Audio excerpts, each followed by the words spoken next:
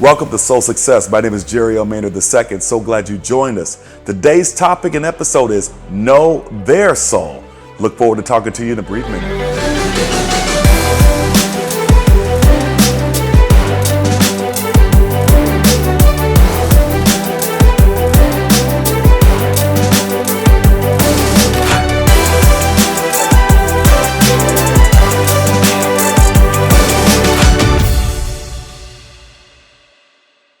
I am so glad that you've joined us again as we talk about how we make ourselves better from the inside out.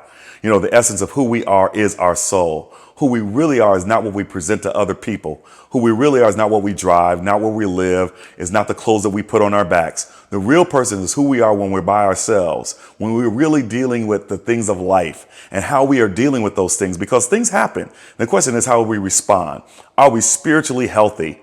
Are we internally healthy, emotionally healthy, mentally healthy?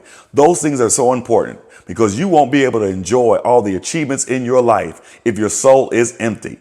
That's why we call it soul success. And as somebody who's been an entrepreneur, a law professor, a businessman, a pastor, I'm telling you, I've gone through a whole lot of different things in my life. And I've taken this time right now to share some of the tips I have from you based kind of on the Bible, but it's also based on my experience to try to help you become successful so that you can enjoy life as it comes. Remember, success is not a destination. Success is a journey. Today's episode is Know Their Soul. As you know, I'm always telling you and talking to you that we need to grow together, right? You and I growing together, understanding where our weaknesses are mentally, emotionally, internally, understanding how we need to strengthen those things, get rid of our insecurities, get rid of our fear, that we understand that from a spirituality perspective, we need to love ourselves, validate ourselves, have peace with ourselves so that we can enjoy what God has given to us. But as we do that, we also have to recognize that there are other people there who are doing the same thing, who are trying to become healthy and are trying to have confidence based on what's going on the inside, not that false confidence, but that real confidence. We understand that there are people around us who are trying to do exactly what we're trying to do, to grow and be the best person we can be. But let me tell you, there's also some folks that ain't got no soul. There's some folks ain't got no scruples. There's some folks that cut your throat. There's some folks that'll lie straight to your face. There's some folks that'll be friendly in your face, smiling in your face to get the information from you, hoping when they say bless you, they mean curse you. That when they say that they really into you, they ain't. What we have to do is become so in tune with who we are that we then can discern when the person in front of us doesn't mean what they say. We have to have wisdom and discernment because of the confidence that we have in ourselves that we can discern somebody else and whether they really mean as well or they don't. One of the worst things you can do is tell all your business from your inner man and inner woman, the essence of who you are, expose yourself to someone who means you no good. And oftentimes, those of us who are in the people business, right? We're in the business, we're selling our wares, we're dealing with people who we're trying to sell our services, we're consultants, we own a business, we're teachers, we're preachers, we're coaches, we're wherever, where we're dealing with people. And you come into people who come from different backgrounds. You come in touch with people who may not be trying to do what's necessary to better themselves because they don't care.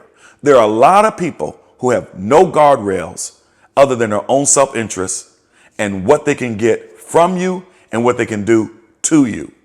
You better get in touch with yourself so much that you in turn can discern the soul of somebody else. You have to determine, and I'm telling you, you can, whether somebody's rotten on the inside. They give you signs. They give you flags. And they can tell you without even speaking from their actions as to whether they mean you well. Your job is to read the tea leaves that they share with you. Sometimes it's by actions and little things. Sometimes it's by what they say.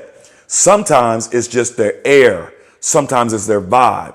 Sometimes you find out afterwards because you have become vulnerable with them. And all of a sudden you found out that you got a big knife in your back, in your front, because the person that you have opened your soul to has come against you. This is critically important that you understand that not everybody means you well. And you better be able to discern who means you well and who doesn't. And you better be able to do it quickly before you expose yourself. And all of a sudden, the consequences of you becoming vulnerable has a negative impact. Now, let me take my time and say this. I believe with God, no matter what weapon is formed against you, it shall not prosper. That is great, and I believe that word. Prosper means victorious. But what a knife does, it hurts. It may not kill you, but who wants to go through that pain? Especially when we can have discernment to determine who's got the knife and who's got the honey, who's got the nutritional value for your soul and who's really trying to poison you. Discernment comes with wisdom and spirituality to listen and to observe what people are saying and doing before you open up to them. Here's my last point. In our spiritual walk, as we're growing ourselves, learning to be in love with ourselves, let me tell you this. It is important that you spend as much time also when you are in personal relationships with others, that you do not let your guard down as far as understanding who and what they want from you. What are they trying to get out of you? What are they trying to learn of you? Why are they trying to be in your life? What is their goal and objectives? Have conversations about your friendships and your engagements. Don't be afraid to ask. Don't be afraid to inquire. If you're going to go buy a car, you're going to ask questions, right? If you're going to buy a piece of clothing, you're going to ask questions. What's more important than your soul? So therefore, you better know their soul, because you need to find out who's for you and who's against you. I do know that with God, it doesn't matter if they're against me, but I do know I don't want to have to go through some hell if I could have avoided it. I hope you feel the same way. My name is Jerry Maynard. This is Soul Success. I hope that this message and this tips and the way we grow together will help you. Remember, we come on every Thursday at 7:30 p.m. on SEC Nashville.